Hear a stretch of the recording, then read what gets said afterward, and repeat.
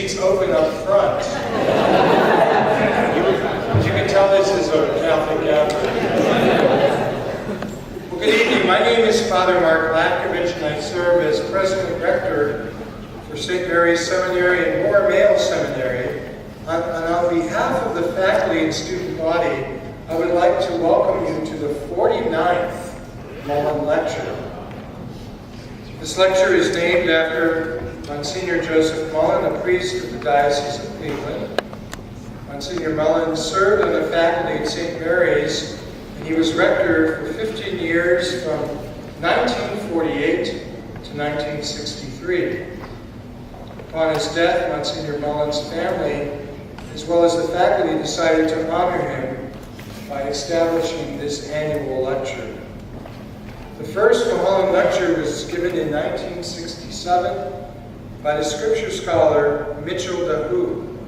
Down through the years, we have had lecturers and notable theologians such as Raymond Brown, John Cardinal Dearden, Ladislas Orsi, Elizabeth Johnson, Monica Helwig, Henry Nouwen, Michael Buckley, Avery Cardinal Dulles, Renee Girard, Scott Appleby, Diane Bergant, Jay Nolan, Nicholas Latch, Cyprian Davis, Jared Collins, Robert Barron, Mark Massa, and twice we had Francis Maloney, who was our lecturer last year, as well as Robert Wilkin. I would like to acknowledge all of you who are here, and especially members from the Mullen family who have attended the lecture so faithfully every year. We certainly thank them for their support. So at this time, I would like to introduce Father Jerry Bednar, who is the Vice Rector and Chair of the Systematics Department, who is also the coordinator of this lecture. And he will now formally introduce this year's Mullen Lecture. Father Bednar.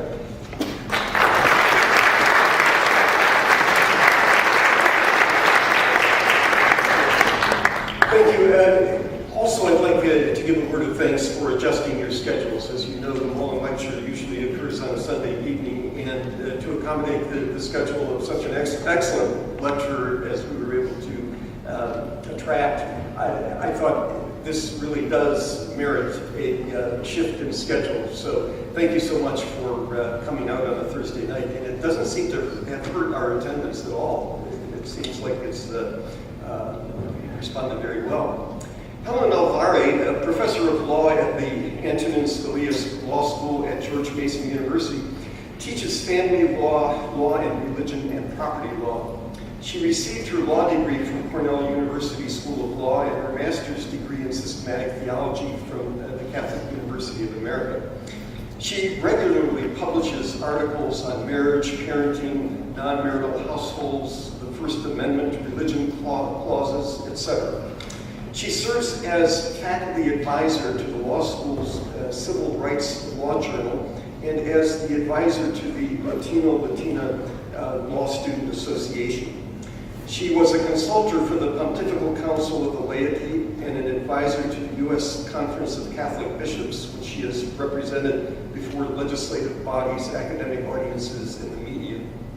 She has also paid attention to the effectiveness of the internet as she has founded WomenSpeakForThemselves.com, a grassroots movement empowering women to speak in media, local communities, and online about how women are disadvantaged respecting dating and marriage, especially because of contraception and abortion, and about how to reconnect sex with marriage and children for the good of all people.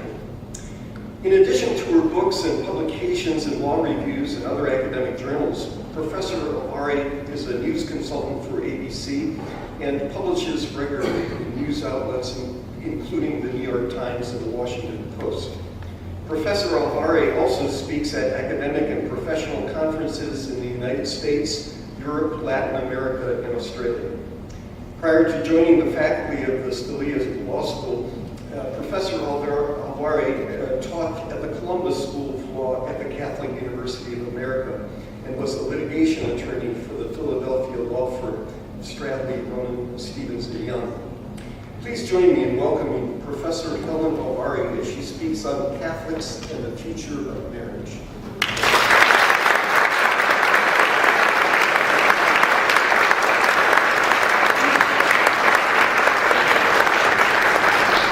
Now I know what people in Cleveland do for fun on Thursdays.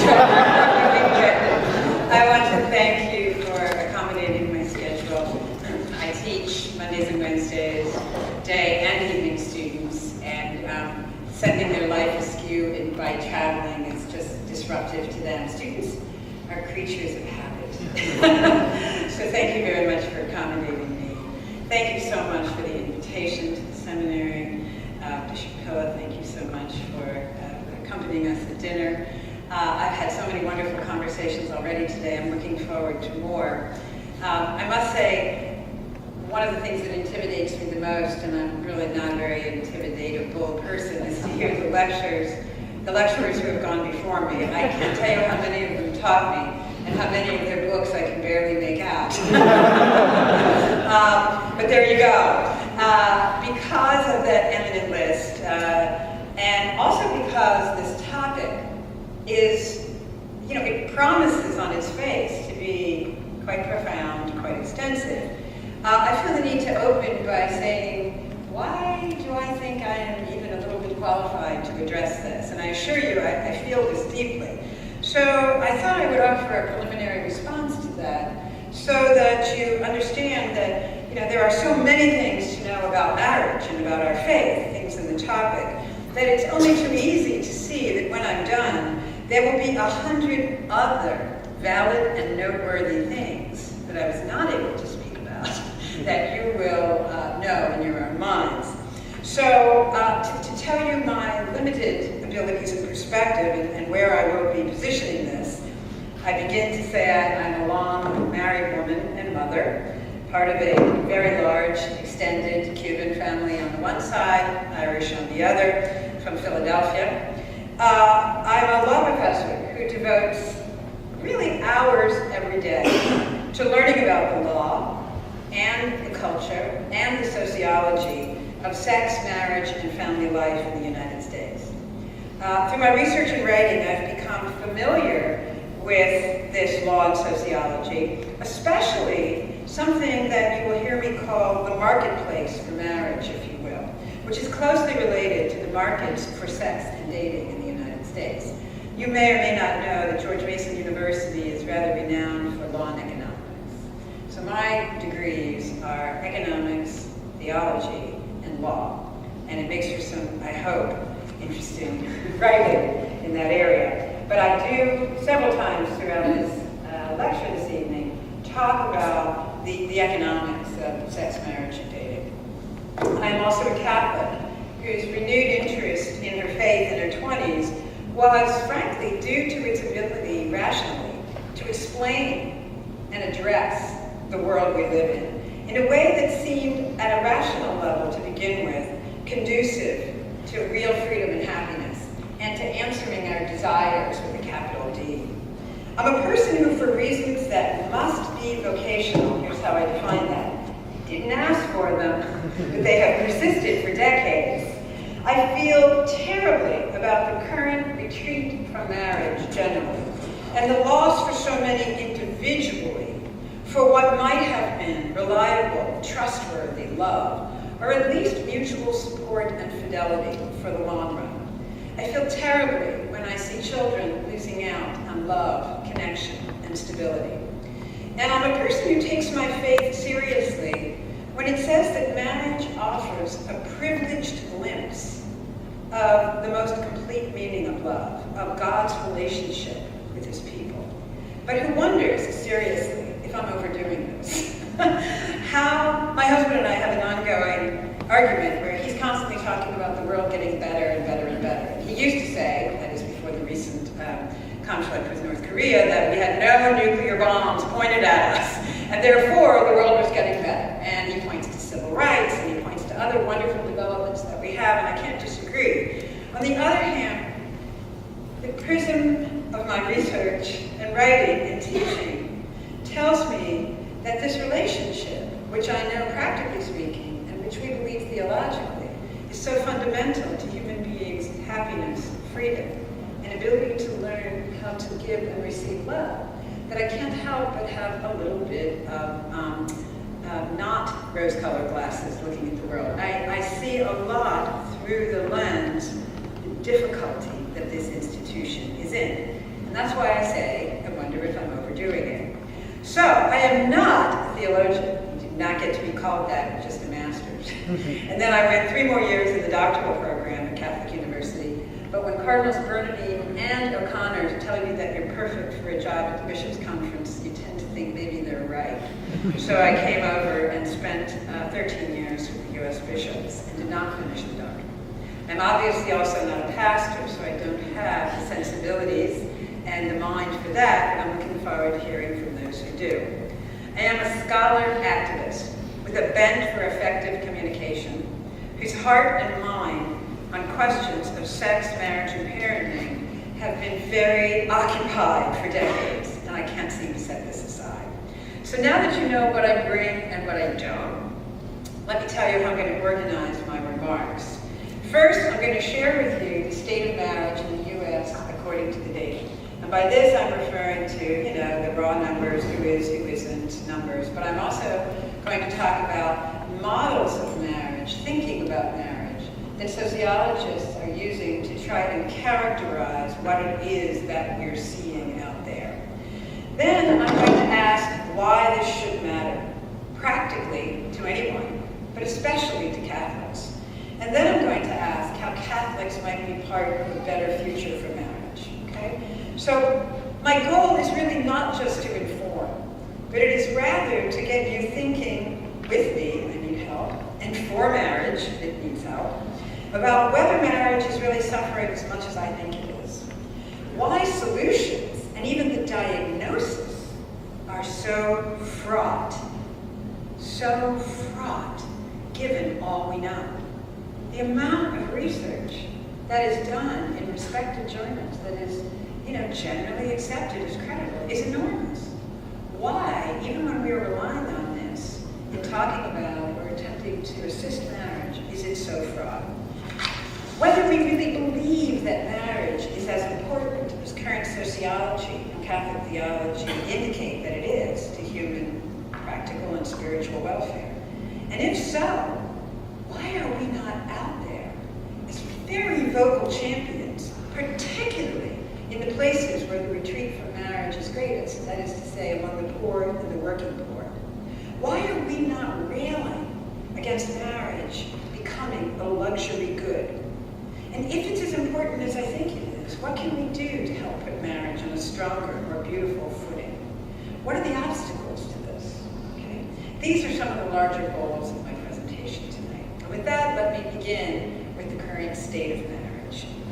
So, in the US, and it does differ globally quite a bit, although Europe and the US are somewhat similar. South America is beginning to follow patterns. China and Japan even beginning to follow more Western patterns on this for the very similar reasons. But I can only stick to the US for time and your work. So most people will still marry in their lifetime. By people's mid-40s, 8 in 10 Americans will be married. This has shrunk some. It used to be more like 9 in 10. But it's still quite high. People are marrying later in the US. You've heard this. A lot of what I'm saying you've heard. That's why I'm not going to dwell on it a great deal. The age now is, on average, 29 for males and 27 for females. It was 24 for females as recently as 1990. So you're seeing some shifts in what historically is a pretty short span of time. Now, the good news about people marrying a little later is that the #1 predictor of divorce is people marrying before the age of 20. That's the #1. That's, again, everything I say is not to be taken personally. People say, my parents married when they were 19. How they do? This is all data, and it is on average. It is nothing personal, okay? So it's probably a good thing that people are getting married a little later. But they're getting married a lot later than they need to avoid divorce. There is a sweet spot for marriage, and it really is between, say, 23 and 31, where you see divorce rates that are not highly correlated. You also have the majority of Americans, the vast majority, over 80% of both males and females, aspiring to marry. If you look at a Pew research on who is married or aspiring to marry, between those who are married or aspiring between the ages of 18 and 34, you find 87% of folks. The people who most aspire to marry nowadays are most likely to be college educated and non-Hispanic white. Slightly less, not dramatically less, among African American and Hispanic Americans. Divorce rates, okay, now remember, it's numbers of divorces per year per numbers of marriages. This is not the average for every first marriage, right? That's important to know. So, in each year, there are 42% divorces compared to the number of marriages for that year. So 42 to 46%. You see a lot of dispute over when it peaked or if it's falling, but you're looking at about 42 divorces for every 100 marriages. Remember, of all marriages in the U.S. in any given year, though, 60% of them, neither of the couple has been married before. 20%, one of them has been married before. Another 20%, both of them have been married before. And by married before, it could be once or twice or more. Okay? So, because divorce rates for second marriages are so much higher, some of the 2 to 46% divorce rate is also reflecting these 40% of marriages that are not first marriages. One of the most stunning things that's happening today is the gaps that are occurring in both marriage and divorce between races and between socioeconomic groups. In the United States, particularly as between black and white Americans, black women and men are marrying at notably older ages than white women and men. Only 2/3 of black women will be married by their 40s, as distinct from like 87% of non-Hispanic white women. Hispanic rates are quite similar to non-Hispanic white rates on this. The divorce rate is also separated by income and by race, with minority Americans and Americans with lesser years of education divorcing at much higher rates. You may have seen quite a few headlines, and they're not really exaggerating to say that non-Hispanic white Americans with a college education are now divorcing at 1950s rates. Okay, they're getting married later, they're having only marital children, and they are divorcing at quite low rates. But this is not the case for other groups in the United States. People who are religious and practice, no matter what their faith, tend to marry more, stay married. So more marriage, less divorce. Cohabitation, as you know, is a galloping phenomenon. You have now the vast majority of people cohabiting before marriage, including people who take the label of Catholic. Although if you ask people if they're practicing Catholic, you go much lower rates of premarital cohabitation. After divorce, the rates of cohabitation are between 74 and 80%. What's so interesting, I was talking to someone about this the other day who works at a Title X clinic giving out federally funded birth control to very poor young women in Alabama. And she was saying, the days of the grandma with better judgment than the 16-year-old are over. She said, the grandmas are 36 and 37. They had a baby at 16, and then their daughter had one at 16, and now they're going to have a grandchild. And the grandmothers are urging abortion, and they're urging the girl to move in with her boyfriend, and the grandma's living with her second boyfriend, etc. And I mean, we're many generations into, the word grandma just used to conjure up kind of all the sort of sweet family values, but that is, the grandmothers now are drastically more likely to be cohabiting than their granddaughters who are college educated. So it's a very interesting, if they're divorced or widowed. So it's an interesting phenomenon there. Cohabitation is the second largest predictor of divorce in all cases but one. The one case where it doesn't predict a divorce is where the couple is engaged when they move in together. okay? Because they do not fall prey to the problem that I think is probably the wisest diagnosis of why cohabitation is so strongly linked to divorce, which is called the sliding versus deciding problem. And for any of you who want to look up, the best author on that is a sociologist named Scott Stanley. He's absolutely amazing, and his website is called, I think it's called scottstanley.org. And you look up his article, Sliding, Not Deciding. You have lots and lots and lots of people moving in together for convenience, for economy, for, well, I'm here a couple nights a week anyway, I might as well leave my stuff here. And then what happens is they've integrated their lives to a certain extent. They've moved to the same city, they have this apartment that's convenient to work, etc. They've integrated their stuff, everybody expects them to get married. The thought of investing 3 or 4 years in your 20s or 30s and then ending that and starting all over again to find a marital partner becomes very frightening. And so Scott Stanley describes how people slide into marriage. And therefore you can say both that this is what economists call a selection effect. People who cohabit are more likely not to be commitment-minded. But it is also causal, because they move in together and they more likely to experience infidelity, more likely to experience especially the man in cohabiting relationship, just on average, less interested in moving toward marriage at a rapid clip and so forth. And so the cohabitation introduces them to the ideas that it's possible to part even if you think you're in a very serious relationship. So there's selection effect, there's causal effects very likely in cohabitation data. An important aspect of the new meaning of marriage is that it is no longer sort of there on the horizon of a life's plan for most people. That, over 90% of people just expected to get married. The staying single, following a religious vocation, was a very small group of people, and everyone else thought they would very likely marry. Now, marriage is a very specific choice with different characteristics. Several of the leading sociologists and economists in the field have ventured descriptions. Andrew Cherlin at Johns Hopkins and Brad Wilcox at UVA, some of the leading sociologists in the area, speak often about marriage having become a luxury item. That it is a public declaration that I have achieved more or less enforceable trust from another person after I've got my house in order.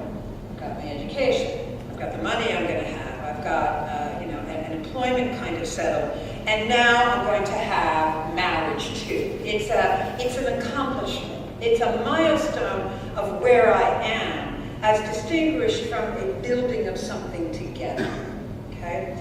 It signals maturity, the ability to afford an expensive party, the lifestyle that one will be having after one is married. Okay? Cherlin even discovered that even in some of the poorest communities, the idea, which is kind of ironic if you think about it, right? Because marriage actually produces very significant economies of scale, division of labor. It's a lot cheaper to be integrated and married and together than it is to live separately and have these other expenses.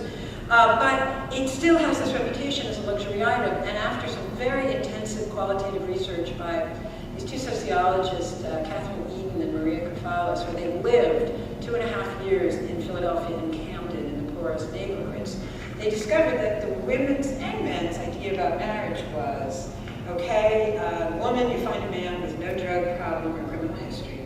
And on the man's side, you find a woman he thinks he can trust. May or may not have multi-partner fertility already, but he thinks he can establish a relationship with her. Maybe they have a child together. There's nothing criminal on the horizon for him in particular. He's currently or always off drugs.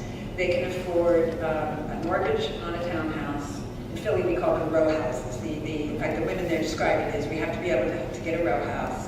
A dinette set, a bedroom set, furniture, individual beds for each of the already born children's rooms, and a loan on a car. And then, that's the lifestyle. Marriage is about lifestyle. And even in the poorest communities, and won't get married, they have to go downtown for the wedding. It has to be a showing that we have the resources to have a particular wedding. Okay? This was the qualitative study verify quite a bit after this. Another set of economists, Betsy Stevenson and Justin Wolfers, refer to the new marriage model as hedonic exchange. I have certain tastes and pleasures, you have certain tastes and pleasures. It's more fun to share these tastes and pleasures in the company of another person. We like the same music, we like the same part of town, we have similar tastes about what's important. I increase my pleasure by doing things with you, you increase yours by being with me. Marriage as hedonic exchange. And they show these charts that people increasingly have ideas about how their tastes have to be the same. Politics, music, lifestyle, as a very important part of their decision about marriage, more so than some other factors. What are some of the factors facilitating this retreat from marriage and painting the picture? This is where I probably spend more of my time tonight. Certainly some of them are legal, some of them are cultural, right? Some of them have to do with religion. So let's talk about a few of them. I've only highlighted the big ones. I think the first one is certainly no-fault divorce. And if you know the legal structure of no-fault divorce, one party says that the marriage is irretrievably broken, but there's an irreconcilable difference. The most the other party can obtain is a 30 to 60 day continuance in legal terms of a delay. And then there's a divorce. If one party says it's broken, that's it. Now, if you want to try and be as, benefit of the doubt as you can about no-fault divorce, I did a very long paper where I looked at all the primary sources on the original legislative hearings on no-fault divorce. There was a great deal of concern that fault divorce was simply being gained. A couple would go to a lawyer. The lawyer would put his secretary in a hotel room with the husband. The wife would go, oh, the secretary, there's a woman in a hotel room with the husband. And then they would agree that there would be an adultery divorce. But there was no adultery. Right? In New York, this was the most frequent kind of divorce, lawyer-secretary. Okay, this was the adultery divorces. There was a theory, and Ronald Reagan's California, where no-fault divorce got started, and a lot of the theorists, if you go and you look back at the law review articles from the 60s and the legislative testimony, they actually said, listen, this is ridiculous. Everybody's just gaming the no-fault system. Let us actually have a serious inquiry into whether a marriage is really broken. And let us actually have the possibility for counseling and conciliation. And the earliest laws had this. And after a very short period of time, the judges went, holy cow, we're doing nothing but divorce. I mean, the civil docket in the United States is already gigantically overwhelmed by domestic issues. And now we're going to be doing all of this investigating of the texture of a marriage? No. So it became what it is today. One party wants a divorce, the other can't stop it. Unilateral, no-fault divorce. It is really, especially if you don't have minor children, easier to get out of a marriage than a cell phone contract. There are even, in some states, kiosks for just filing it yourself at the mall. If you don't have children, if you have a certain low number of assets, which, by the way, the number of people in America who have more than $50,000 in net dollars is really pretty low as a percentage. It's just a one-way train, and it's very simple. If you have children, we do have some reform going on where states are trying to slow down, at least slow down, rethink, because we know from studies that there's usually, in like 20 to 40% of the cases, there's a partner who in the middle of it says, I wish I could slow this down, I wish I could, and there isn't a way. Okay. So no-fault divorce was both the consequence of breaking down the marriage, and then it turned around and became a cause as well. Marriage was already suffering, and then no-fault divorce greased the skids. There's also the shrinking meaning of marriage at law, if you will, which has a lot to do with the dissociation of sex from marriage and children, right? The idea before that marriage was not only the joining of your lives, not only the sexual relationship, it was the becoming one in your children, the linking by, blood and marriage, and sometimes adoption of these extended families to one another. But beginning with the contraception cases in the Supreme Court, where first contraception was made a constitutional right for the married in 1965. And then, in 1972, right before Roe versus Wade, the Supreme Court says, you know what? Contraception is also a constitutional right for single people, because what is a marriage anyway? It's not a unit. It's two individual people making individual decisions about important things, like whether to bear or beget a child. And of course, we'll talk about this a little bit, but the technology shock of the pill and abortion, the idea that marriage was a cage for women that limited their roles and bred inequality. Marriage was already shrinking by the time same-sex marriage came on the horizon, right? I can't argue with the same-sex marriage proponents who say, you know, it was heterosexuals who dissociated children in marriage. Why are you telling us that it's so important to have that connection now? But there is something different about same-sex marriage, because it is really the nail in the coffin in this sense. Prior to Obergefell, the Supreme Court decision that invented same-sex marriage as a constitutional right, every single state in the United States had, and I did the amicus brief to the Supreme Court that did this history of the law, every single state had recognized, and then the Supreme Court had also recognized when those cases, some of them came to the court, that the state's primary interest in marriage was in bringing order to this relationship between men and women that in the vast majority of cases produced a very vulnerable person who the state wished to have those people take care of as distinguished from the state. That was really the state's interest. I went and did an entire history of every single Supreme Court decision on marriage, and in every single one of them you can see that, you know, they are not romantics. And that's, family law is not about the health of your romance or whether you find your one true love. It's about linking children to parents so that the parents will take care of them as distinguished from the state. Let's just be frank, okay? After Obergefell, what the Supreme Court essentially decided, what they stated, was that states were forbidden from specially valuing sexual relationships that gave birth to children and that linked children to their mother and father, as distinguished from relationships which could never give birth to children, and which in every single case separate the child from the mother or the father or both.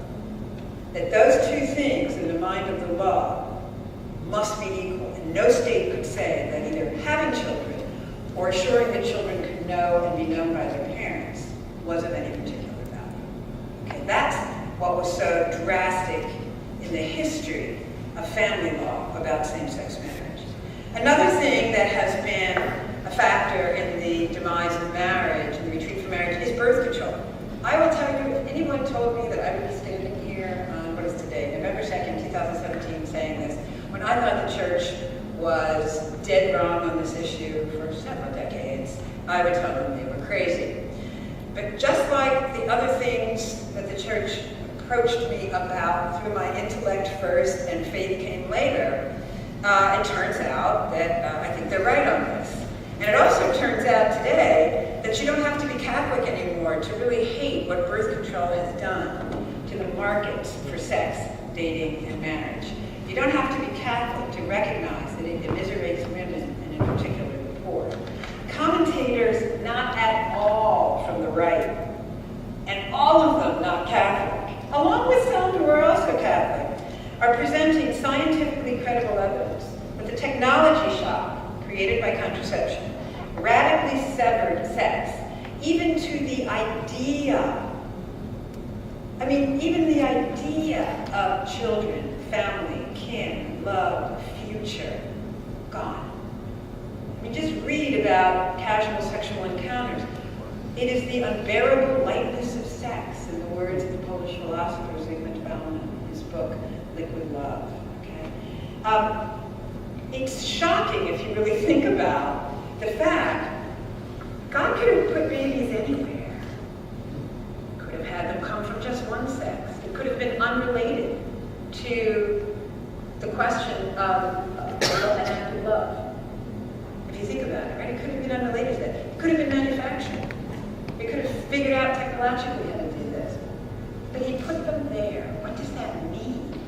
that it is at the intersection of the man and the woman in an act that we hold to be a demonstration of the most intimate and intense love. What does that mean?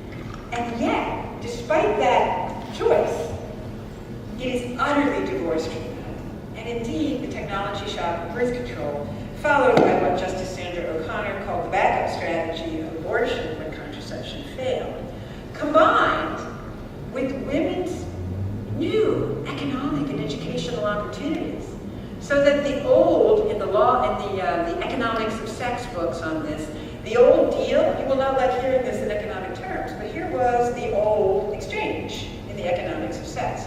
The woman was carefully choosing who her sexual partner was going to be, because that person was someone she needed to be around to rear the children and to support her and the children.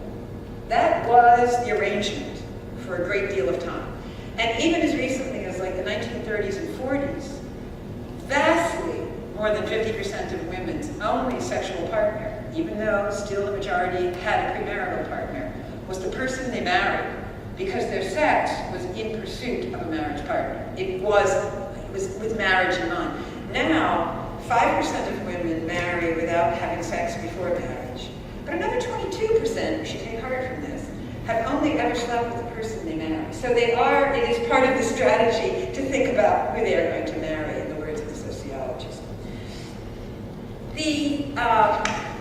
The writings that are on this that I can recommend to you, and I have a book coming out with Cambridge University Press that has a great deal of this and more in it in either a month or two, called Putting Children's Interests First in American Family Law. With power comes responsibility. So all of these sources are in there at great length. Our recent Fed chair, Janet Yellen, has written the most definitive economic article as to why contraception and legal abortion led to a dramatic rise in out-of-wedlock births, unintended births, abortions, and a demise of marriage. Okay, she's got the definitive article on it, along with her Nobel Prize-winning husband. Anthony Giddens, no Catholic there, Cambridge University, probably the definitive sociologist of the 20th century. In his 1992 book, The Transformation of Intimacy, refers to contraception as having created the technology shock that turned sex into plastic sex. I'll turn to that in a little bit. In their writings, they document the immiseration of women in a world where sex is of such less weight than it used to be, and how it is that this leads to the breaking apart of the idea that sex and marriage have a necessary relationship, or for that part, sex and children, or marriage and children. Other factors that I believe are associated with the retreat from marriage are materialism, such that people feel unable to marry without a certain amount of money for a certain kind of wedding and lifestyle, which I think, again, is ironic, since marriage does bring with it some serious economies. I think also the retreat from organized religion is certainly a part of the retreat from marriage.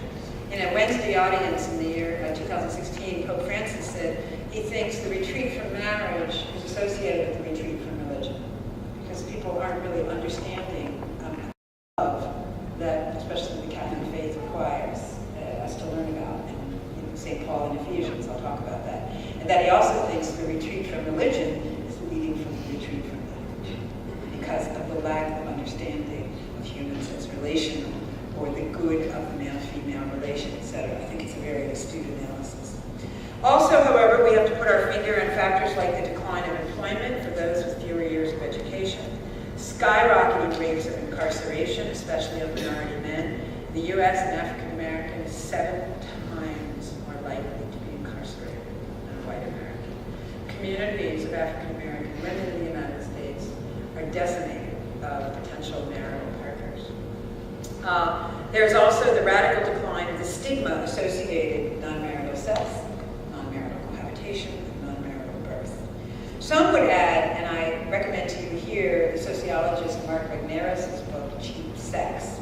I've reviewed it. It's easy to find online. He would add that pornography is probably responsible, he thinks, for 10 to 15% of decline, is the figure he puts in the book. He says it's because these men either retreat from the dating market altogether, particularly because with newer and newer technology, you can actually see that, chemically speaking, porn is becoming like a physiological substitute for sex, or that men are ashamed of themselves and don't feel they're suitable for the dating market, or that women are revolted by them and don't want anything to do with them. But he thinks this combination of things is leading to a certain percentage of just retreat from the marriage market. And of course there are larger social and legal currents, and these are sort of big underlying idea things, and I could talk all night on those. In my book I've got like 90 pages on it, but let me just talk about two here. The first, this is nothing you don't know, the modern turn toward the self, right? The notion that finding and becoming yourself is actually a source of progress. It tends toward taking your subjective opinion as the only important one, or the last word on the subject. Maybe you'll let other people do otherwise, too. In the words of the eminent philosopher Charles Taylor, you may know his books, The Secular Age, or Sources of Modern Identity. The individual, this turn toward the self, means the self is less porous. It is more disengaged from everything except its own mind. The purposes and meanings of things arise internal to me, not from external data or norms. The sociologist Peter Sorokin, who was a Russian Orthodox who founded Harvard's Department of Sociology, said as early as 1956 that the turn toward the self had influenced people's thinking about sex and marriage, making the individual regard themselves as lawgiver and judge, entitled to judge all, or to juggle all moral and legal standards. The most articulate explanation of the remaking of sex and marriage and parenting as a subjective meaning-making enterprise is done in Anthony Giddens' masterwork, The Transformation of Intimacy. He introduces there the notion of plastic sex, plastic meaning. It is subjectively moldable. It is completely unmoored from physical structures, particularly the link with procreation. He linked its development with modern contraception and said once sex is severed from reproduction, it is severed from marriage, from kinship, from the generations. Its meaning is reduced to pleasure. It becomes a property of the individual and most useful for forging self-identity and forging relationships of short or longer duration, whichever you subjectively choose it to mean. I mean, this was 1992. I think the word prophet should be properly placed in that book. Another aspect of individualism involves the decline of the role of the transcendent, right? Formerly, the divine was understood to be the author of our bodies and therefore a given. One looked to the body for norms for yourself and for the wider community. Today, we know belief in the transcendent has declined, and the givenness of creation is questioned. It's a matter of personal interpretation. The transgender movement is sort of just one of the most prominent examples of this. The body becomes a resource, an object of investigation, manipulation, self-improvement, mining. The meanings and purposes of even organic things, such as the functioning of the body, the existence of two sexes, the link between sex and babies. They don't point anymore to the transcendent or to behavioral norms. Even marriage itself, with its usual or expected structure, is a problem because it's been handed down, which is in itself a threat to self-expression. The second idea that I think is a big underlying one is the idea that sex is a revolutionary path to freedom and the key to freedom and happiness. Several ideas are related to this. The first is the idea that, I think as Charles Taylor writes, that Americans have a right to happiness. He said, it's even in the Declaration of Independence that founded us, or founded our ethic. He said, historically, this used to be conditioned by shared ethics concerning good citizenship, self-rule, and sexual morality. But he contends that these were set aside after World War I and trampled by the triumph of the therapeutic instead. Traditional ideas about morality become subordinated to the imperative of personal fulfillment and being our authentic selves. And if you look at the work of Margaret Sanger, founder of Planned Parenthood, Simone de Beauvoir, The Second Sex, Betty Friedan, The Feminine Mystique, Wilhelm Reich, the Freudian disciple who invented the term, the sexual revolution, all of them then bring this notion of a right to happiness into the sexual realm. And they contend that it's when you sever sex from the givenness of its link to procreation, you break nature, then you find happiness. Margaret Sanger said a husband would become a god for his wife, light up the path to earthly, divinity when sex could be separated from children. Interestingly, this idea that transgressive sex is key to happiness and freedom gets developed further. There's a lot. I was shocked about how many people, once I began examining the philosophical and sociological literature, had taken up this theme. Hebrew University sociologist, I cannot recommend her enough, Ava Illush. Her 2 books, Love Hurts and Consuming the Romantic Utopia, is amazing. She speculates that the idea of socially forbidden sexual expression actually originated with popular stories about taboo or star-crossed love, where love is eruptive and has the potential to undermine authority across social lines, warring families, rich and poor, elite and married. Early 20th century journalist and social critic Walter Lippmann noted in the 1920s already that overthrowing sexual mores in that decade was associated with women's empowerment. Charles Taylor, in his book, Secular Age, describes the emergence of the belief that people who were formerly cast out of polite society, or anyone repressed by bourgeois conventions, could be liberated by transgressive sex. It put the person in touch with their mind, their body, their reasons, their feelings. It reacted against the old taboos and the double standard. I think the funniest expression of this is the philosopher Roger Scruton, who writes that once he thinks that the civil rights community sort of did all the wonderful things that they did in the United States in the 1960s, and they were looking for the next cause, they decided that overcoming sexual repression was a great one because all you had to do was have sex to strike a blow against the man. You're liberating something by doing something against old taboos, okay? That is a very interesting and prominent theme that I did not expect to discover. So, this is the current situation. What can we say about what is lost when marriage is in decline? When it's not the usual path of life, but a choice seen through the prism of some of these new ideas I discussed. I will talk first about what is lost in really practical human terms, and then think about it in Catholic theological terms, in things that you all know, and I'm going to do briefly because you're way more theologically sophisticated than I am. But in basic human terms, one of the things that's lost when there's a retreat from marriage is less cooperation between men and women, and more gender distrust, and more squabbling. And there's several things about this. Number one, we're just not cooperating as much anymore. The way the economists describe it is in the 1920s, in the 20s, I should say, the age, women are in their 20s, men in their 20s, women have fertility constraints that they are concerned about. Men do not have these fertility constraints. Women would like to marry a little earlier. Women have different tastes and preferences regarding sex and commitment. All the studies of casual sex, and I mean all of them, show that women really do not like casual sex. That you can always find outliers, but that women are way more attached to sex within a commitment, sex within an ongoing relationship, preferably sex within a relationship promised to be permanent. When you have this disconnect, you have more women occupying a place in the marriage market, but less men in the marriage market in their 20s.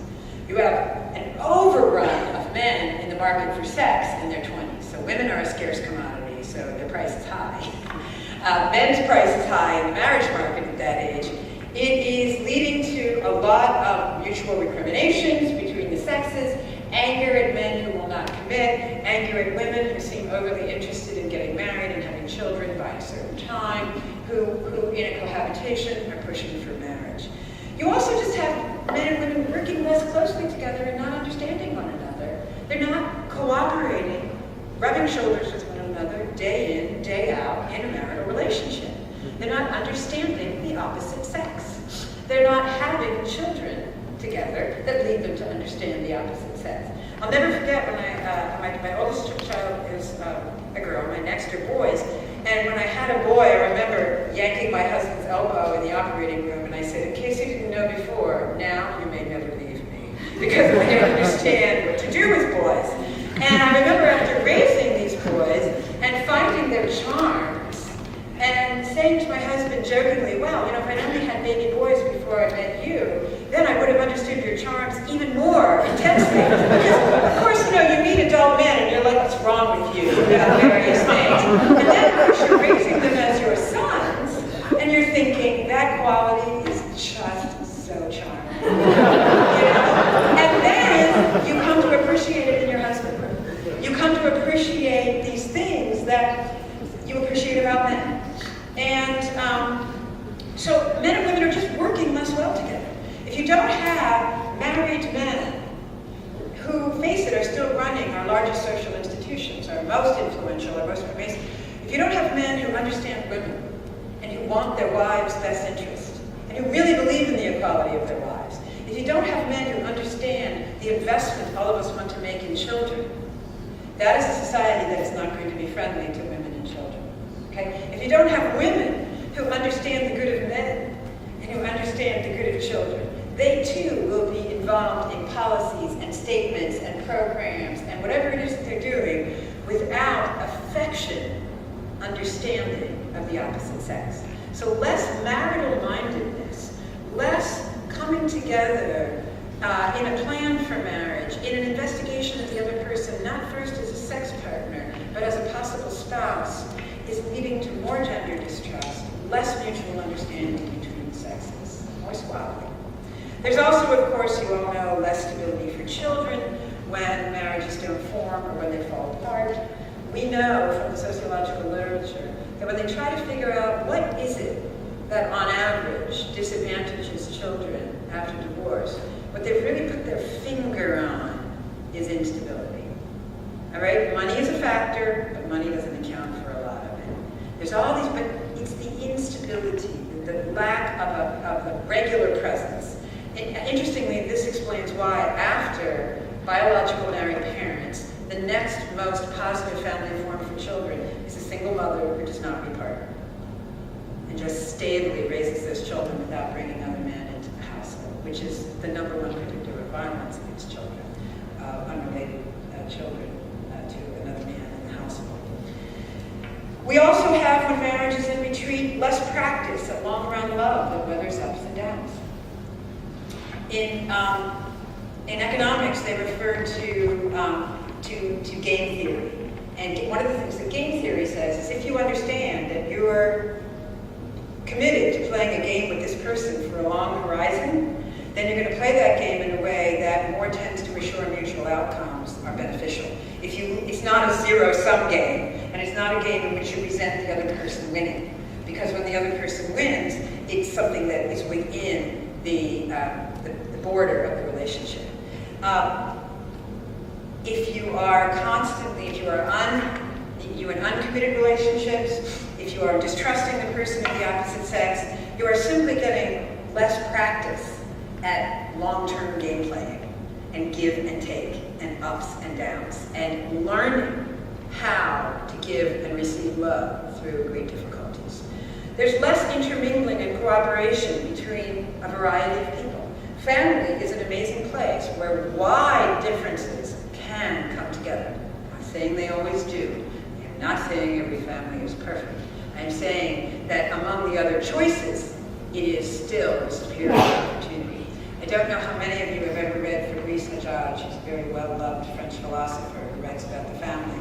But one of the things he does, he presents it in a very granular way. And he says things like, when will you see a 12-year-old green-haired boy showing off a piece of technology to a 75-year-old woman who barely speaks English? Oh, a family. It's a holiday party. When will you see people taking care of very elderly relatives? Oh, it's a family. The very practicality of the givenness of the bond actually brings together a wide diversity. We have in our family a very happy circumstance of learning that a family member who placed a child for adoption when she was 19 has been reunited 45 years later. And he is married to a Pakistani Muslim woman. And the joy with which he and she and all were greeted understanding that this is what one does. It is the norms associated with family at the practical level that mean when it's in retreat, those norms are in retreat too. I agree to love you first because you're family, and then we'll see about all this messy stuff we have to deal with, but we're in a long-run game here. Whatever we do now, we want to preserve that we'll be able to be with each other 20 years from now. We also have, and I could go on about this, less social involvement with an eye to the future when fewer people are married and taking care of children. We find that when people do not marry or when they divorce, we find less voting, less volunteerism, less concern for things like the natural environment, the future of education, and the economy. It's fascinating how you put a stake in the future through giving birth to children, you're more activist in it. And of course, we're seeing in the data a crisis of care for the elderly, especially in cases where a parent has never married the other parent and has just been removed from the family, they're not going to receive care from their child, and in some cases of divorce, where the children are simply not rushing to take care of the elder parents, and we're seeing a crisis in care of the elderly for them. What does this mean for the church? Why should we care in particular as Catholics? This I'm going to go through very quickly because you know this already. We know that our faith teaches that marriage is intended to offer a glimpse of God's self as Trinity. Right? In the words of the Congregation for the Doctrine of the Faith, the complementarity of the sexes reflects the inner unity of the Creator. The image and likeness of God constitutes the immutable basis of all Christian anthropology. This is in that beautiful CDF document on the collaboration of men and women in 2004. The Church also teaches, the Catechism articulates quite a bit, that marriage also is an image of the absolute and unfailing love with which God loves the human person.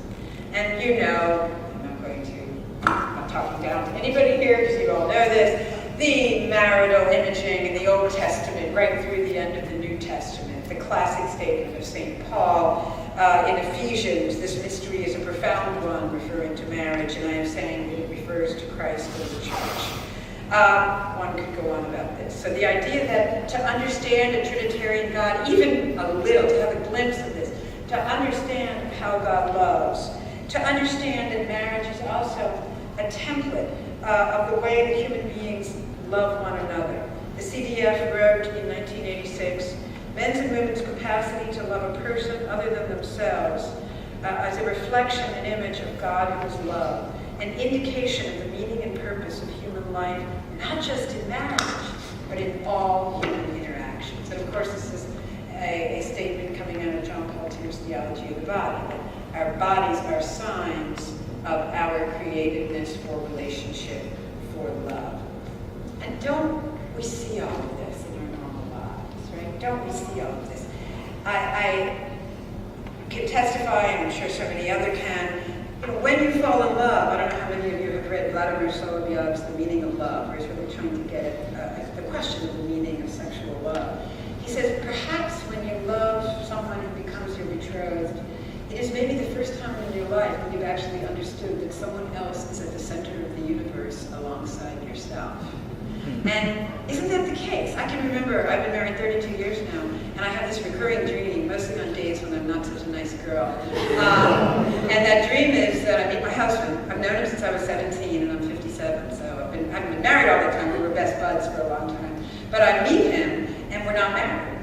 And I've had this dream 4 or 5 times, and I say to him, why do I feel like I didn't see you yesterday at home? Like, why do I feel like we're just meeting up? And he says, well, because I haven't seen you since college. And the dream ends with my whole mental world falling apart. And realizing that everything I've done or have in the last 40 years doesn't feel like it's anything without him. It's a dream I have again and again, and I don't know why. It's because I've been bad that day, not so nice to him or something. But I really understand in a very basic way that what Solovyov is saying about maybe in that romantic love, you really think, I would die for you. I want you at the center of the universe too. And then, of course, you understand it with children.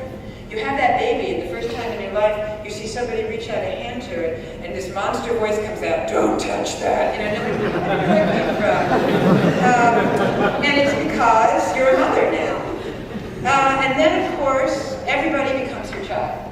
And I have a terrible difficulty now referring to my students as sweetie and honey and love, because they're all the age that my children are now, which is, the teens and early 20s.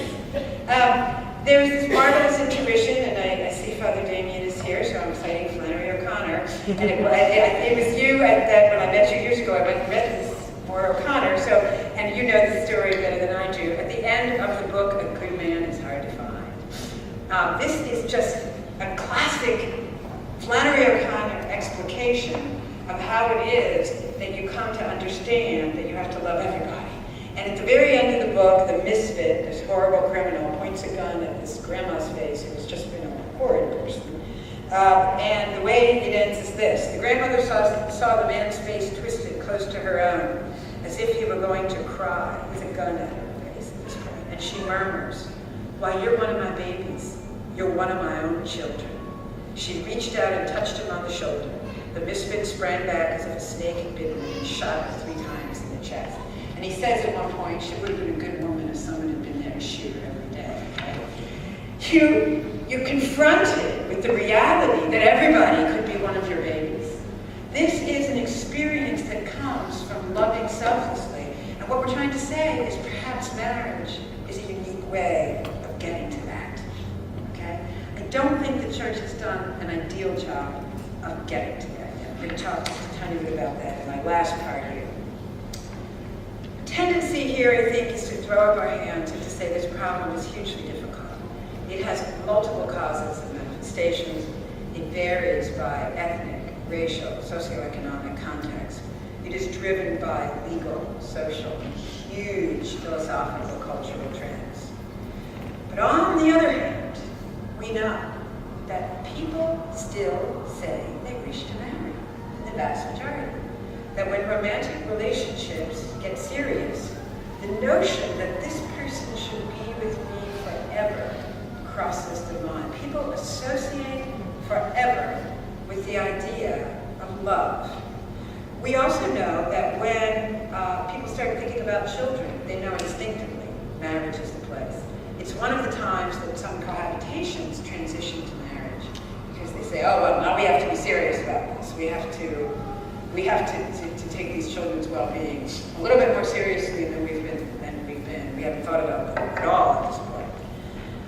And in addition, of course, if we really believe that something about marriage is a unique, privileged way that we glimpse God, then we really have to take the retreat from marriage deadly seriously and help people to learn to love the opposite sex, to engage in a relationship, the very first human relationship where we understand radical equality, cheek by jowl with diversity.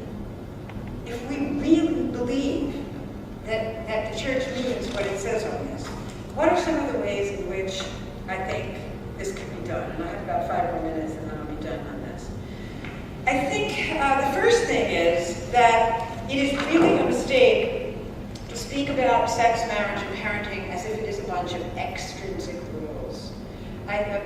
Benedict kept railing against this in Deus Caritas and in other documents, the notion that these are extrinsic rules that the church imposes because they're good to do, they're good behaviors. They are intrinsic from the human person because of who we are as relational, two-sexed, image of God, made for a love that is permanent, faithful, exclusive, and fruitful. Oriented to God, but experienced often first as a spouse or a parent, because the only way human beings can learn to love anybody is how humans love. And for most people, the deepest love relationship, the most profound, will be spouse and child. How else are you going to love God, or what love looks like in most cases, unless you understand what it feels like, why you love somebody, the greatness of the unconditionality. Okay, how else are you going to learn? I get very upset and you would think I'd be the happiest person in the Catholic Church when I'm in a parish and a priest gives a homily that just is same-sex marriage on its own, abortion on its own, contraception on its own. If it is not linked with the first commandment, I think you have essentially drawn that sermon onto a target and just asked people to start throwing darts at it. You're just hanging it out here for target practice. Because the world does not any longer share our norms. It must be in the context of a description of the relationship between marriage and parenting and love. It must be in the context of a description between marriage and parenting and norms and values that we don't argue against. We don't like how they're being applied in some cases, but equality, diversity, dignity, freedom, happiness. We love them all. We think they can be misinterpreted and misapplied, but the church has to tell the story of marriage and marital love and parenting in the context of the Great Commandment and in the context of these values. I will give you an example of, I think, someone who does it so genius. Is Luigi Giussani in his book On the Origin of the Christian Claim. And he makes, I've never heard anybody unpack Paul's analogy between marriage and God's love the way Giussani does it. So let me just tell you a little bit about it. He says a married couple talks about the origin of their relationship and how their love developed the same way that the apostles and disciples reflected on the first time they met Jesus. And he reflects on a passage from John when, I think it's Andrew and another apostle, is walking by and John the Baptist says, there is the one. He says, I'm not even fit to tie the sandals on his feet. And so the people there with John the Baptist start looking, they rush up to Jesus, and he says, come with me, and we'll talk. And then very shortly after, they're running to other disciples saying, we found him, I think this is the one. And then there's like a stray statement, it was about 4 o'clock in the afternoon. And Giussani says, isn't this the way a married couple reflects on the first moment they met? And I stopped and I prayed over that. And I think I met my husband when I was 17, and he walked into a classroom, and he asked me for a light for a cigarette, and I said, this is a Catholic school, you're not allowed to smoke here. And he goes, oh my gosh, is this a Catholic school? Is that why there's a crucifix on the wall? And I'm like, yes. And then I said, you better take your hat off, because the prof here is really strict, and he makes guys take their hat off. Anyway, this conversation, then we kept bumping into each other. Then we went out as friends, and he bumped into somebody's car with his own, and he immediately hops out, and he puts a note on and gives his name and his phone number. Then I see him engaging his friends, and I start to see his character, and I start to think, what a friend he is. What an honest man he is. And on and on. And Giussani talks about how the disciples are then living with Jesus, and they say, oh my gosh, he makes a monkey out of the scribes and Pharisees. Genius, intellectually genius. He's also commanding nature as if it's nothing. A natural touch to do the supernatural. He also has this passionate love of every individual. He also has this knowledge about us, and each and every one of us. He also is completely without pride. And they say, oh, this is the one. This is unique. This must be the one. So Giussani goes back and forth between the story of a marriage and the story of falling in love with Jesus Christ. I've never seen anything like it. And then there's others, and I hope my writing has contributed to this, who talk about the real facts of the relationship between marriage and women's involvement. Marriage and providing actual care for the vulnerable. Marriage and what it does for the poor and the working poor. The terrible loss of the marriage gap between races and income in the United States. And how for real equality alongside diversity and real freedom, you're really putting an enforceable trust, love relationship back into the lives of more people. So I think, obviously, that I think a window to this, in addition to not leaving it out for target practice as its own issue, is the church should be the champion of marriage among the poor. I don't see why we're not out yelling about the losses in those communities. The church should also be the champions of children on this. I realize that many people will say that after the sex abuse crisis, how can we credibly do this? I think we have to do it in all humility. I think we get up and we say, you're right about that, here's what we've done, and we continue to apologize and to tell you what we're doing. But that does not disqualify you, me, or anyone else pointing out the facts about children's suffering. Now, I realize that children's suffering is made as an argument regarding a lot of things, and even some of the greatest children's advocates in the country, Robert Putnam at Harvard, in his book, Our Kids, doubt whether Americans actually care enough. We know that, children don't give money to political races or they don't pay taxes, and so there's not a whole lot of political motivation to take care of them. But can we win the hearts of more people through the argument about the well-being of children and the necessity of strong, healthy marriages? I also think we have to be champions of women on this. And I think the church is not in the best position to be champions of women because they don't do it too often. The church does not come out with a women's agenda, even though we have one. One of the best women's agendas you'll ever see is at the Holy See's Permanent Observer Mission to the UN, where they're out there arguing at the women's conferences. It is not a highly visible part of the Catholic Church in America's agenda. And I've made efforts. Others are still making efforts. But if the church is not, in its institutional sense, going to be the most credible voice on this, then it has to be women. And that's why I founded Women Speak for Themselves.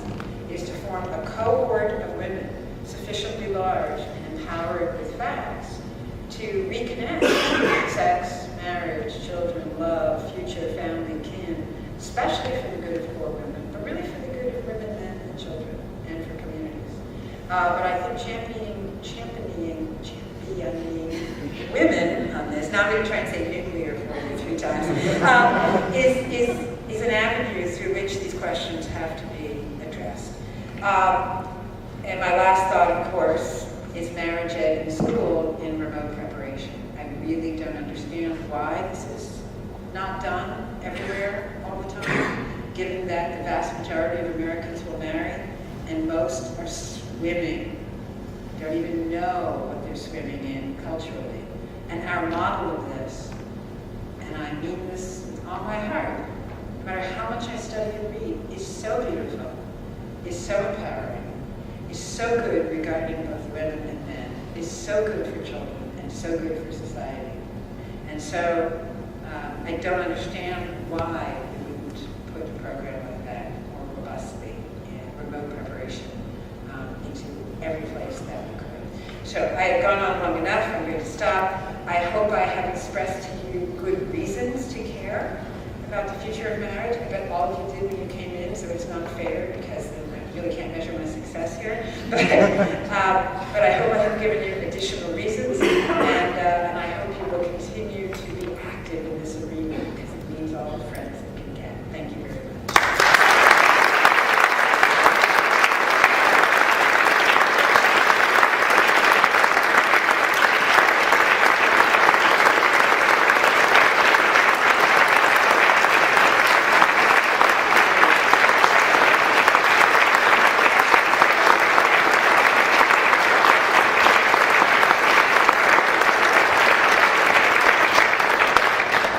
Thank you so much, Helen, for the very insightful and encouraging talk. Helen has agreed to entertain comments and questions for maybe 10 or 15 minutes. Yes. It is you. Okay, good. Okay. Saying father gets out of nowhere here. Yeah. Man in black, would you stand up? Thank you so much for your lecture. Just two questions. One real quick one. That quote that you just were giving us from that Luigi Giussani, what book was that? It's At the Origin of the Christian Claim. At the Origin of the Christian And he's trying to explain what would lead someone to say Jesus is the one. Sorry, you sure? It's the second book of the trilogy. Okay. And my second question is for this untying of the knot of marriage, sex, and babies. Those who are interested, invested in untying this knot. What do you perceive as like the end game? Like why is this? What's the goal to untie these things? Yeah. Sometimes I think Pope Benedict once said, and I used to think that it was a little arch comment, that the problem of the 20th century was a lack of thinking. And I think in a lot of cases there's nothing behind it other than it's what's pouring out of every orifice of influence. And so there's a cultural agreement on it, that there is no link. I think the oppression of women and the restricting of women to roles as, they couldn't go to school, they couldn't have certain jobs, they couldn't keep their income, they were mothers and nothing else. The breaking free of that throughout the baby with the bathwater. In my book, I go through like 11 cultural elements on this. And I just think it's a, evil stew, perfect storm of individualism, youth culture, some strands of feminism that considered the child intrinsically problematic for the woman, her fertility problematic, the rise of the gay rights movement, for whom sexual complementarity, procreation were always a rebuke to goals of wanting to be seen as equal and the same and so forth. I also think the demise of religion, which came first, the demise of the family or reduced religious affiliation. I think they're interlinked, and I think Pope Francis is right about that.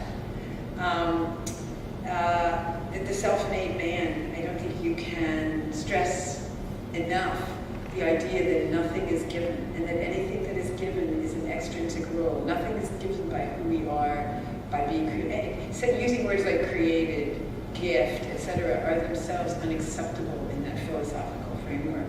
Everything must be self-made. So I do think it's all of those. I don't think it's one. And then, of course, there's just sex itself, which is so, it's a pleasure, it's tempting. John Paul II in Love and Responsibility says, it shouldn't shock us at all that this becomes the site of so much mutual recrimination, and that it's something this to moral hazards. It's this much pleasure, but it also is associated with feelings of connectedness. We know this even, endocrinologically, right? He says, and he talks about the original sin, and immediately he says, what does God say? He shall dominate you, but you're going to want him anyway. It's what we're seeing right now. She is objectified, but she wants him anyway, and thus porn, and thus hookup culture, and thus the 12 books about misery on college campuses with hookup culture sort of thing. I wish I could put my finger on one thing, but I think it's a stew of all of these. Believe I've been thinking about this for such a long time, and any other ideas I'd be happy to have. Yes. So you're working with a demographic of these students that is viewing the church as drugs. Any things we can say or shouldn't say, can do or shouldn't do to try to be enticing them to? Right. So, I work at a state university, and I teach law and religion, and I teach law of the family, but my influence is, first, the hygiene factor is to be a really responsive teacher who actually cares for my students. So you set that up first, because you will have no respect, no matter what else you are. I guess if I was just an incredible genius, maybe I could get their respect, even if I was socially totally cut off from them. But I'm not, so I have to be nice. And I want to be nice, and I really do like them, I really do. But the next thing is that when I get a question, and I do, Stephen came to me recently, said, I'm agnostic, but I read your review of cheap sex, and I've been thinking a lot about relationships, and I'd like to get married, but it's really awful out there, and do you have anything I could read that would be appropriate? And so there's lots of things nowadays that have an anthropology that we would recognize completely that are not explicitly religious. So I use that sort of stuff. The other thing is that I think one of my favorite St. Paul sayings, I just adore St. Paul, he's so old. I named my youngest son Paul when I was pregnant with Paul. They told me that he would be born dying. He said he wouldn't make it. And so I named him Paul as like my first fight. And he had some very minor problems and he was fine. So Paul's my guy. And St. Paul always says, be able to give a reason for the hope that is in you. So if someone on an airline, if someone in a classroom, if a woman comes to me and says, I want you to head up the Arab Women's Law Association, I know because you're a religious woman, why are you Catholic? You have to be ready. If we're supposed to be evangelists, then it has to be evangelists in moments like that. And so, being as mouthy and thinking about these things as I do, I tend to say things like, I feel it's actually the answers to my deepest desires. I steal from Gisandi blindly, wildly, and every day, where Gisandi says the problem is not human desires, but that we don't take them seriously enough, and they're not big enough. That my son's, my avant-garde artistic son's desires for a girlfriend who will always be good to him and friends who will be loyal behind his back is really a desire for everlasting love. And here's a model of everlasting love. And so to say that I find this Jesus Christ is brilliant, passionate, loving, humble, I find that this is what I want to be on my best day. I find that when I live with people who are like this, that it is a little glimpse of heaven. I have friends, and I describe them. I have friends, and there's a couple of friends. They all work in the church, and we've been together for years. And when I am with them, I can say honestly, I understand in a practical way that the kingdom is here, but not complete. I get that, but I get it's here. I get it when I'm talking to my husband. I get it. And I say to them, I try to explain that to them. I try to do the bridge between the experiences that I have here and what I want and what I experience and what I find in Jesus. So, but you have to be ready for that sort of stuff. Which means that communications, being able to explain yourself, to give a reason for the hope that is in you, is important. And it's important. I found myself the other night sitting next to a man who I'm pretty sure was gay, who said, it was at just an independent academic thing, and he said he had left the church. He didn't feel welcome anymore. Yeah, he didn't go into details, but I thought I could maybe suss it out. And he said, why did you stay? I was like, boy, thank you. And we had a wonderful conversation. And when it was over, he goes, I'm feeling a hankering to go to Mass. And I'm thinking maybe I will. And he said, I haven't seen that. I said, well, it's just one view, but maybe it's a prism that would work for you. You don't always have those kind of great days, but you do have to be ready to give a reason for hope that is in you. As the director of evangelization for a diocese I met the other day said to me, he met me and he goes, so when did you fall in love with Jesus? I was like, wow, can we just talk a little before that? But you know what? Be ready to give that. And what does that mean? What does that mean to you? And you're going to find yourself having to explain that to teenagers. Why? With that. And for me, it has to be my life. The students will come to me, I notice you're married, you have kids, you've been married for a while, you're a lawyer, what's that about? And for me, I'm allowed to talk about my faith and partner. My state doesn't muzzle me on that. I'm not proselytizing. I'm telling them my own experience. But I have to link my desires, current values, equality, freedom, happiness, male-female diversity, family diversity, the family setting, the baseline and the norm that Pope Benedict talks about, being required to give every person that look of love they crave. You know in the family it's true, and then you get good at it, and then you go outside. All of that is part of it, but we have to be ready. You kind of got to practice at home in front of the mirror. Yes, hello. You said a couple of times family diversity. I wasn't spaced out when you explained. By that I mean people in the family who don't agree with you, or who are old and young, who are able-bodied and disabled. By family diversity, I mean you come across people in the family who are not like you. But the presumption in a family is that you're supposed to do for them. You're supposed to take. It is the place where you first experience the obligation to love the other, and then deal with the problems that you have as a secondary parent. That's what I mean by this is what Fabrice Hajaj in his book Family.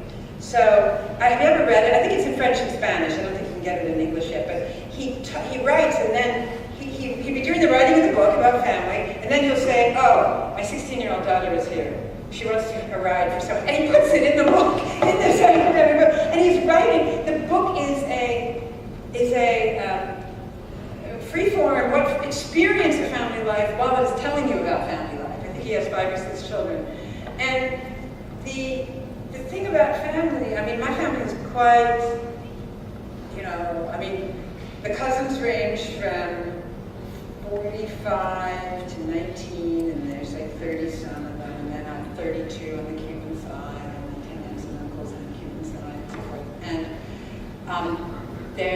we now have political differences right-left, we have age differences, we have a lot of disabled folks, we have people who have been through divorces, we have added a lot of others, we have a little bit of everything like every family, or most families maybe. But it is witnessing, it is loving first, and learning to do that in the family because that's what we expect. In Philly, it came from the Italian community in Philly, but the sort of the joke was, so what are you doing for Aunt Josie? Are you doing for Aunt Josie?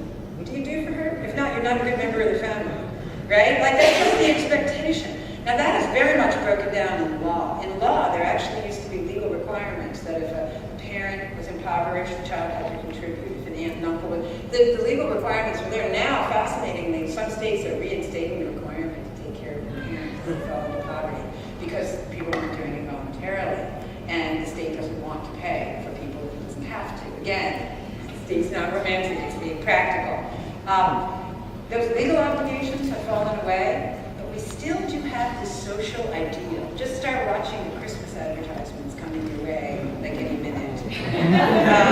It's all, we want this family, but we have to learn that you have to, like Christ who gave and loved first, we have to give and love first. That's a family norm we want to preserve amidst the diversity of human beings in the family. And it's just a place where we come to experiencing it, but we're inclined to get good at that.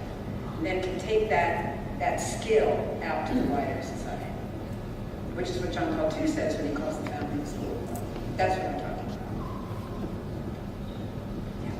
I guess, could you just comment, our order is about redeeming captives, and so those who are enslaved, and so it started then with physical enslavement, and now obviously has moved into a lot of different enslavements. My question is, there's a lot of times a gap of people who are willing to come to us. I mean, God willing, we do have very clerics and very habit, that outward witness. Yeah. But we had the opportunity actually to Philadelphia this last weekend, and I was talking with one of our brothers who's in Florida, and he's desiring to start this ministry for divorce, those who have experienced divorce, the hurt that's there, but yet they're not coming to church because there's this fear of that they're not going to be accepted. And so there's this gap that we desire to help and bring that healing. Right. We know that there's that help and healing that needs to happen, but there's this gap that is there. And I guess just from your experience, like, Yes. what do you do to help us? I don't know because I'm a better academic than I am touchy-feely. I remember when I was doing co-life work all the time, and they said, oh, one of the secretaries is in your office, she's post-board, and I'm like, why is she in my office? I have no idea what to say. Let me find, and I'd get one of the other people in my office who was really good, sweet pastoral. Let me just say that my experience with people who feel shunned was post-board. And eventually, under Cardinal Keeler was huge on Project Rachel when he was my chairman and when I was in the Bishops' Conference, and asked me to spend like every couple of days to meet and talk to a post-abortive woman and to find out what they were thinking and to reach out to them. And we eventually started this massive campaign. We increased, in the dioceses in which we did it, we increased calls by 2,600%. That's how many calls were coming in. Like, it went from 2 to thousands. So it was a very public campaign, and it was billboards in Baltimore. It was on the DC Metro, and it said, what we did was, I interviewed post-abortive women for a year, like for a couple hours every other day, and then we took the things they said that were the most like, oh, that is killing.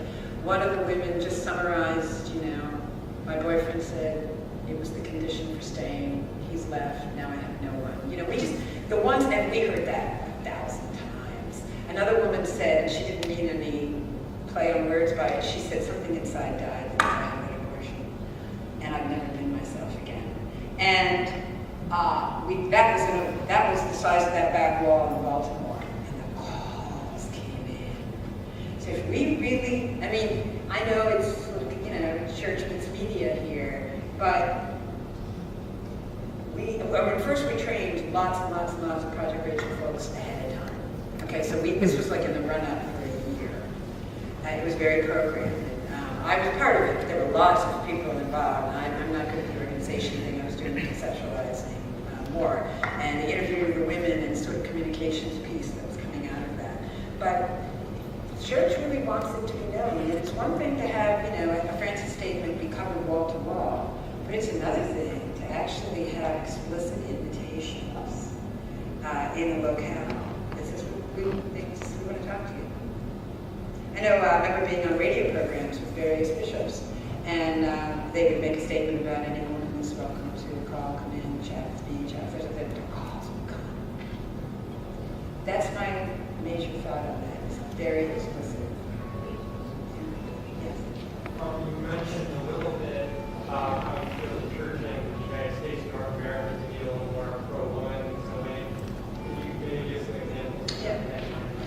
So I'm going to be very Washington to begin with here. We have, say, a lobbying agenda in Washington that you could pull pieces out of that and say, oh, by the way, this is all the stuff we're doing for women, right? And it's not just care for poor women.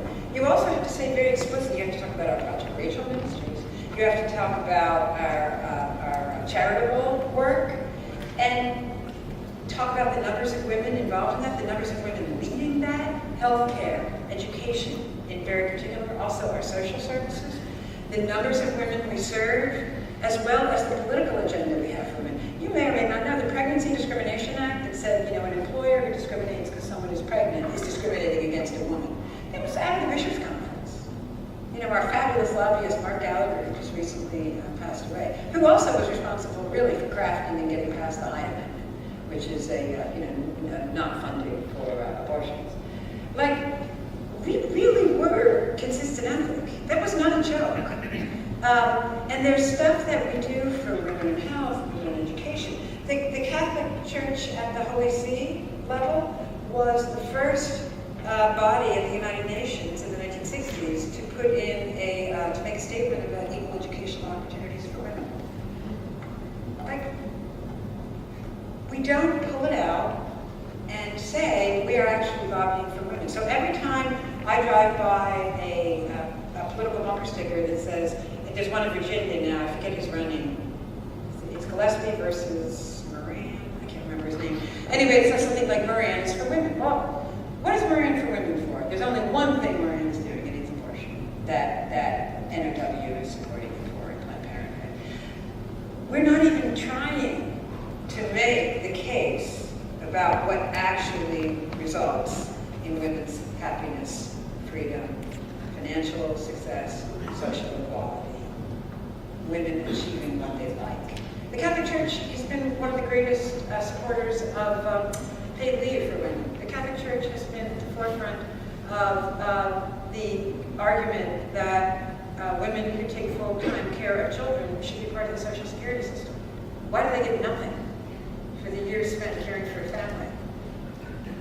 The church has been in a leadership role in all of those things, but it is never pulled out, highlighted, and shown to be a special interest of ours. And I absolutely do not understand why. It's $20 bills being left all over the ground. Question?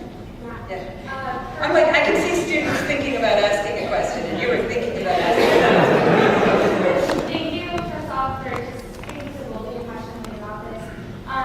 Going on with what you said just then, do you think that's the fault of the media or the fault of the church? I think the church is not packaged.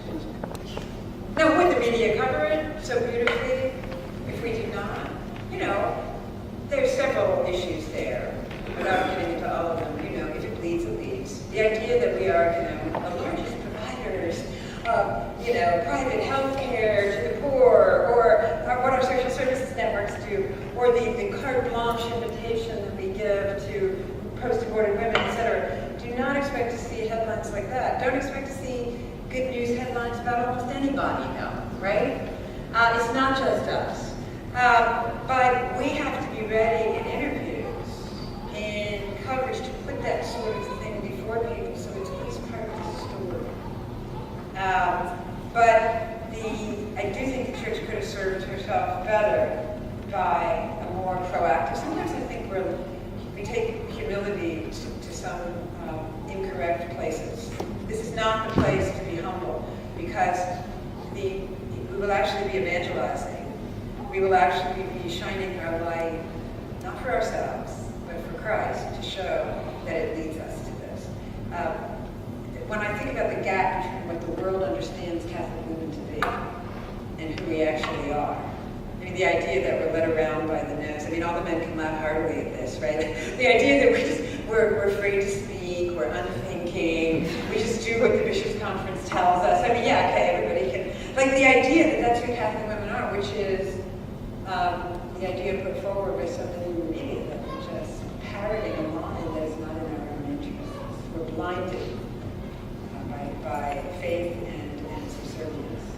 It's just ridiculous, but we're not helping ourselves as much as we could. You gave me this would be defined. Sure, yes, so let people get some rest. Taking that burden. Not at all. You gave one of the most detailed walkthroughs of how no-fault divorce has affected the divorce rates and the view of marriage. One of the most convincing responses to that I've heard is that it gives a woman the best way out of an abusive relationship and a legal system that makes it easy to hide abuse. Can you give the best response to that? Several things. Number one, the safest possible place for a woman is her marriage. Rates of abuse in divorce, dating, ex-marriage, cohabiting, ex-cohabiting are drastically higher than marriage. So what you see, and I just want to caution you against this, you'll see data on domestic violence, and it will be called IPV data, intimate partner violence. They have conflated. This is why when the Supreme Court decided the Casey versus Planned Parenthood decision in Pennsylvania had a law saying that a woman had to notify her husband that she was going to abort their common child if it was his child, and he had never abused her before. I helped write the law because I was working with Governor Casey, pro-life Democrat in Pennsylvania at the time. The Supreme Court said that wasn't protective enough of women, and you know what they did? They took IPV statistics, and they said men are so violent that even if a man has never been violent before, the odds that he would were simply too high, because men are just too violent. So the first thing to say is that marriage is the least violent place. The second thing is that fault divorce, cruelty, today, in particular, domestic violence has not been treated with the seriousness with which it deserved, but today it's getting there. And so the idea that she would be trapped in a marriage, the other idea is that the other great thing about associating fault with divorce, so even in some places where there is no fault, they allow fault to come in when the court is dealing with property distribution, spousal support, or custody. Most jurisdictions do not. In fact, they explicitly forbid it. So a spouse who has blown apart the marriage, it doesn't even come up in connection with that spouse's ability to access the children or what they get in property or spousal support. So nobody thinks that the jurisdictions have resisted returns to default divorce. It just does. But the idea of bringing fault back in, at least to affect fairness, or the idea of encouraging more women to sue, but fault divorce still exists in a bunch of jurisdictions beside no fault, to use it because it makes an important statement, particularly in cases like domestic violence, if that's really what's happening. But to have but no fault on its own is just a statement, and some people think it prevents people from getting married in the first place. Because if it's so easy to get out, then they need to hedge their bets. And why enter it in the first place? But there's no reason you can't get out if you really want into a serious violence, to be separated or to leave permanently. And marriage is not the place to complain about most heartily. So, thank you very much.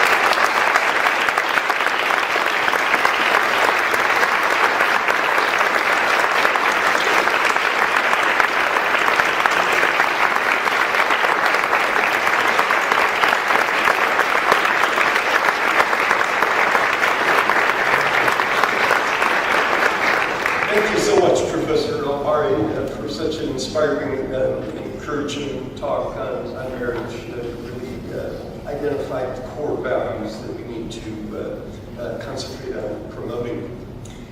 Thank you all for coming. We would ask you to stay and enjoy each other's company for as long as you like.